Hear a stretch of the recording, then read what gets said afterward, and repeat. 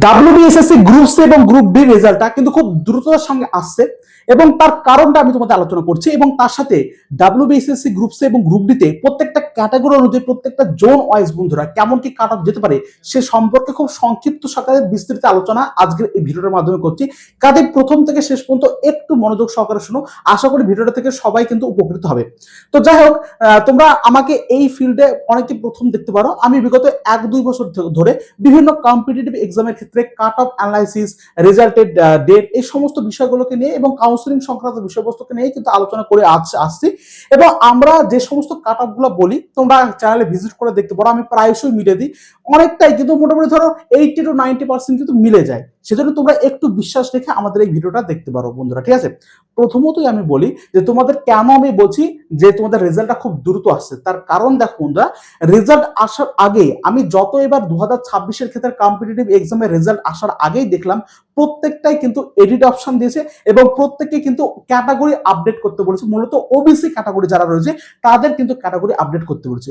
মোটামুটি ধরো রেজাল্টের 10-12 দিন আগে কিন্তু এই উইন্ডোটা কিন্তু ওপেন হয়েছে প্রত্যেকটা পরীক্ষার ক্ষেত্রে। সিমিলারলি তোমাদের WBSSC group C group D এর ক্ষেত্রেও দেখো তোমাদের কিন্তু ওপেন হয়েছে এডিট অপশনটা। অর্থাৎ এখানে গিয়ে যারা যারা ওবিসি ক্যাটাগরি রয়েছে, যারা রিয়াল ওবিসি ক্যাটাগরি রয়েছে, অর্থাৎ যারা 7%-এর মধ্যে রয়েছে, তারা কিন্তু ওখানে গিয়ে তোমাদের নথিভুক্ত করতে হবে যে হ্যাঁ আমরা এই ক্যাটাগরির মধ্যে কিন্তু অন্তর্ভুক্ত। যদি তোমরা না করো, অর্থাৎ তোমাদের 1 থেকে 8 তারিখ পর্যন্ত এই অপশনটা দেওয়া হচ্ছে।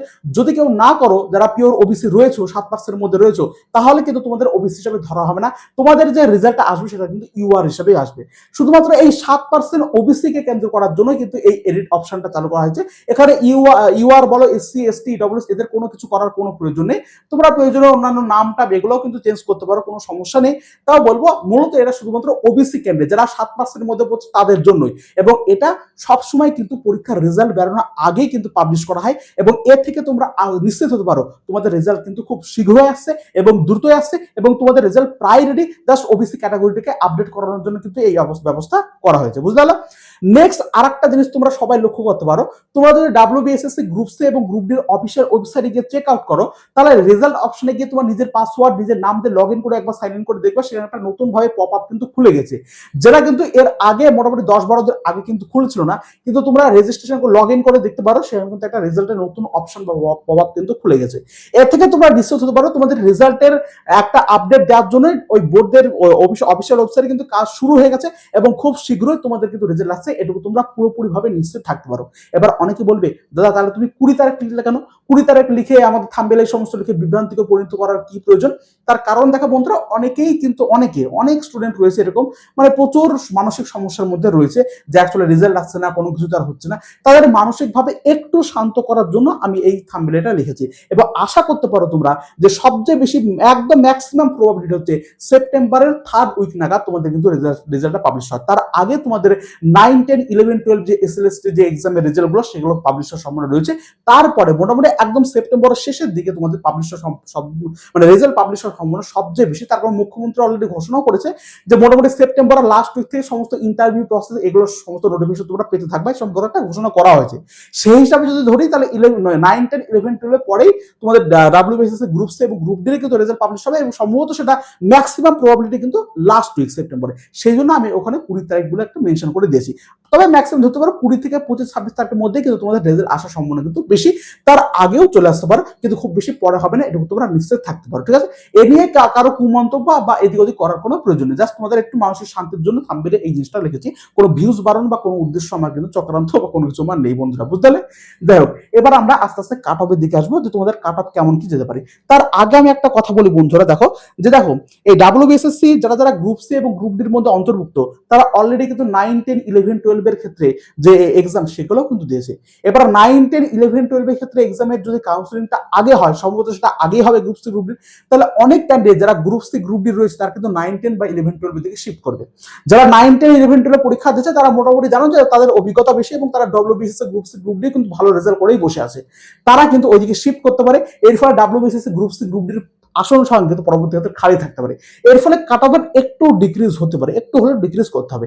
তা আমার তো মনে হয় না WBCS গ্রুপ সি গ্রুপে যতটা পরিমাণ সহজ প্রশ্ন হয়েছে, তারপর আমি নিজেও কিন্তু গ্রুপ সি পরীক্ষাটা দিয়েছিলাম, সেখানে আমি কোনো কিছু পড়েছিলাম না বন্ধুরা, কোনো কিছু পড়িনি, বাট আমি সেখানে কিন্তু 54 নম্বর তুলে নিচ্ছি, একদম সম্পূর্ণ নিজেই মানে নিজেই করেছি, কোনো দিক থেকে এদিক ওদিক করিনি, 54 নম্বর কিন্তু তুলে পেরেছি। সেক্ষেত্রে যারা যারা মোটামুটি পড়েছে তাহলে ধরো মানে 60-এ 60 পাওয়া অনেকে এরকম পাবে আশা করি, 59-58 এরকম অনেকেই পাবে আশা করি, ঠিক আছে। তাকে প্রশ্ন যথেষ্টই মানে ঠিকঠাক ছিল, মানে করার মতোই ছিল, মানে একজন সাধারণ জ্ঞান থেকে কিন্তু করা যায় এরকম প্রশ্ন ছিল। সেহেতু যে খুবই বেশি যে ডিক্রিজ হয়ে যাবে এমনটাও না, মোটামুটি কিরকম কি যেতে পারে সে সম্পর্কে আমি তোমাদের এখানে আলোচনা করছি, ভালো করে শোনো। তার আগে আমি তোমাদের বলে দিই, দেখো এখানে তোমাদের গ্রুপ সির জন্য ভ্যাকান্সি রয়েছে মোটামুটি 2989 পর্যন্ত, আর গ্রুপ ডির জন্য 5499 পর্যন্ত, ঠিক আছে। এখানে দেখো ইস্টার্ন এরিয়া তোমাদের 717, তারপর নর্থ দেখো 615, তারপর এশিয়ার দেখো 400, সাউথের দিকে, ঠিক আছে, সাউথ ইস্টার্নের দিকে 443, এইভাবে তোমাদের এই মানে সিটগুলো রয়েছে। এবং তারপরে দেখো তোমাদের গ্রুপ ডির ক্ষেত্রে এই ভ্যাকান্সি রয়েছে, ইস্টার্নের ক্ষেত্রে তারপর ওয়েস্টার্নের ক্ষেত্রে সমস্ত কিন্তু এইভাবে ভ্যাকান্সি মিলে মোট 5489টা সিট কিন্তু তোমাদের এই মুহূর্তে রয়েছে, বুঝলে তো। এবার দেখতে পাচ্ছ যেখানে সিট সংখ্যা একটু বেশি থাকবে, তখন গ্রুপ ডি দেখো নর্থ রিজনের ক্ষেত্রে সিট সংখ্যা বেশি, আবার দেখো তোমার ওয়েস্টার্ন রিজনের ক্ষেত্রে সিট সংখ্যা বেশি, তাহলে এখানে একটু হলেও অন্যান্য যে জোন এগুলো থেকে কাট অফটা একটু হলেও কম যাবে, বুঝলে তো। সিট সংখ্যা অটোমেটিক বেশি হলে কাট অফটা অটোমেটিক কম যাবে, এটুকু শিওর, একটু হলেও, মানে 2-1-19-20 কিন্তু এই এরিয়ার ক্ষেত্রে মানে এসিআর তারপর ইআর এদের ক্ষেত্রে একটু হলেও কম যাবে, বুঝতে পারলে। এটা দেখে আমরা যে টোটাল অ্যানালিসিসটা তোমাদের করেছি, প্রত্যেকটা সিট ম্যাট্রিক্স, প্রত্যেকটা এর আগের বছর সমস্ত কিছু জাম দেখে, তো আমি এখানে ডিটেলস আবার লিখলাম না সেই জিনিসগুলো কিভাবে আমরা অ্যানালিসিসটা করেছি, জাস্ট তোমাদের কাট অফটা বলে দিচ্ছি, তাহলে তোমাদের সুবিধা হবে এবং ভিডিওটাও লেন্থটাও খুব কম হবে। যাই হোক, আমরা যেটুকু আলোচনায় করতে পারলাম বা যেটুকু সিদ্ধান্তে আসতে পারলাম, আমি আসি প্রথমত গ্রুপ সির ক্ষেত্রে বন্ধুরা। গ্রুপ সির ক্ষেত্রে মোটামুটি যারা যারা ইউআর রয়েছে তারা মোটামুটি 56 প্লাস প্লাস পেলে তো তোমরা নিশ্চিত থাকবে অ্যাবাউট 60-এর মধ্যে আমি বলছি, ঠিক আছে। 56 হতে পারে, 56 হলে একদম মানে শিওর থাকতে পারে, এর থেকে 2-1 কম হতেও পারে। আমি বন্ধুরা প্রথমে বলি, দেখো এটা হচ্ছে কাট অফ, হচ্ছে একটা প্রেডিকশন, যে যাই বলুক পুরোপুরি কারণ মিলবে না। এখানে দেখা যায় তোমার 53 এসছে, তা তুমি যদি আমাকে এসে গাল দিয়ে যাও তাহলে আমার কিছু করার নেই বন্ধুরা। জাস্ট তোমরা বারবার করে বলো তোমরা একটা সমস্যার মধ্যে থাকে, তো একটা জাস্ট একটা ধারণা তোমাদের তৈরি করে দেওয়া যে না আমার হলেও হতে পারে, তাই না, একটা ধারণা তৈরি করা। সেখানে 2-1 কম বেশি হলে বা এদিক ওদিক হলে দুঃখ পাওয়ার বা বেশি আনন্দ পাওয়ারও কোন প্রয়োজন নেই, তার কারণ হচ্ছে সম্পূর্ণভাবে প্রেডিকশন বন্ধুরা। তো অ্যাপ্রক্সলি আমরা যেহেতু অ্যানালিসিস করে কাট অফটা প্রায় মিলে যায়, সেই হিসাবে আমি তোমাদের বলছি। দেখো 56 প্লাস, ঠিক আছে। নেক্সট ওবিসির ক্ষেত্রে দেখো 54 প্লাস, মানে 54 প্লাস পেলে তো হবে, 54 আমি মিনিমাম মার্কস বলছি, এই মানে কোয়ালিফিকেশন মার্কসটা আমি তোমাদের বলছি। এসসির ক্ষেত্রে মোটামুটি 52 প্লাস, ঠিক আছে। এখানে মেল আর ফিমেল, দেখো যারা যারা ফিমেল রয়েছে তারা এখান থেকে 1-2 করে কম পেলেও কিন্তু তোমরা সেফে থাকবে। আমি জাস্ট তোমাদের সেফটা বলছি, তোমরা যদি এখানে মেলটা বলে দিই তাহলে তোমরা সেফ থাকতে পারো, যে তোমার এখানে দেখো 55 বা 54 আসছে, তাহলে তুমি সেফ থাকতে পারো, তোমরা চান্স পেতে পারো, মানে যা 33% সংরক্ষণ করা আছে তার উপর ভিত্তি করে বলছি মেয়েদের ক্ষেত্রে। এসটি দেখো, এসটি ক্যাটাগরি যদি আমি বলি, আচ্ছা এসটি 52 গেল, এসটি হচ্ছে মোটামুটি 49 প্লাস, আর ইডব্লিউএস দেখো, ইডব্লিউএস মোটামুটি 50 প্লাস পর্যন্ত তোমার কিন্তু সেট থাকবে। এই হলো আমাদের গ্রুপ সি, এরকম কিন্তু একটা কাট অফ মার্কস কিন্তু যেতে পারে অ্যাবাউট 60। আমরা এবার আসি গ্রুপ ডির ক্ষেত্রে। গ্রুপ ডি মোটামুটি 36 মিনিমাম মার্কস হচ্ছে কোয়ালিফিকেশন, প্লাস পেলে তো বুঝতে পারছো। এখানে দেখো +-2 করে দেখবা, কোনো সমস্যা নেই, +-2 এদিক ওদিক হতেই পারে, কোনো সমস্যা নেই, ঠিক আছে। তাও তোমরা কিন্তু সবাই ইন্টারভিউর জন্য প্রস্তুতি নেবা, আমি তোমাদের বলি, ঠিক আছে। তারপরে দেখো ওবিসির ক্ষেত্রে দেখো এটা 35 প্লাস, এটা হতে পারে। এসসির ক্ষেত্রে দেখো এটা 33 প্লাস, এটা হতে পারে। এসটির ক্ষেত্রে দেখো এটা মোটামুটি 28 প্লাস চান্স পেতে পারো, আর ইডব্লিউএস এর 30 প্লাস পর্যন্ত কিন্তু তোমরা চান্স পেতে পারো। এই হচ্ছে অ্যাবাউট 40-40-এর মধ্যে গেলে বললাম, বুঝতে পারলে। আশা করি গ্রুপ সি এবং গ্রুপ ডি কিরকম কি কাট অফ দিতে পারে আশা করি বুঝতে পারলে। এবার আমি পরবর্তী ক্ষেত্রে তোমরা যদি বলো তাহলে আমি জোন ওয়াইজ সেপারেটলি একটা সঠিক অ্যানালাইসিস করে ঠিকঠাক ভাবে আরো অ্যানালাইসিস করে আমি দেখিয়ে দেবো কিরকমটা, আমি কেমনটা মানে কেন এরকম কাট তোমাদের বললাম সেটা সম্পর্কে আমি দেখিয়ে দেবো। তো এই হচ্ছে বিষয়বস্তু বন্ধুরা। তো বেশি গালিগালাজ করার কোনো প্রয়োজন নেই, আমি জানি তো তোমাদের মনের অবস্থা সবাই বুঝতে পারছে, তার কারণ তোমরা অনেক ধরনের প্রিপারেশন করছো, যথেষ্ট বড় হয়ে গেছো, হ্যাঁ ঠিক আছে, অনেকে এরকম রয়েছে। তার উপরে যদি এরকম সমস্ত রাজ্যের এরকম অবস্থা হয়, সরকার পরিবর্তনের পরেও যদি ঠিকঠাক ভাবে অ্যাকচুয়ালি আমাদের নিয়োগ প্রক্রিয়া সম্পূর্ণ পরীক্ষা বা ভ্যাকান্সি এগুলো যদি ঠিকঠাক ভাবে না বেরোয়, রেজাল্ট যদি না বেরোয়, তাহলে এর থেকে দুঃখজনক বা এর থেকে প্যানিকড অবস্থা সমস্ত স্টুডেন্টের মধ্যে মানে অ্যাকচুয়ালি হতে পারে না। সেটা সেই সম্পর্কে আমিও বুঝি, নিজে একজন স্টুডেন্ট হয়ে আমিও বুঝি তোমাদের এই অবস্থার করুণ অবস্থার কথা প্রত্যেকে বলি। তাহলে এই অবস্থায় যদি তোমাদের একটা আশা দেখায় আমি, বা জাস্ট আমি একটা বলি যে এরকম 20 তারিখে রেজাল্ট বা এমন কিছু, তাহলে দেখে জিনিসটা খারাপ লাগতেই পারে। বাট যেটুকু একদম পুরোপুরি ভাবে আমি অথেন্টিক খবর বা একদম ঠিকঠাক আপডেট ছাড়া তোমাদেরকে এখানে বলিও না, তোমরা চেক আউট করতে পারো।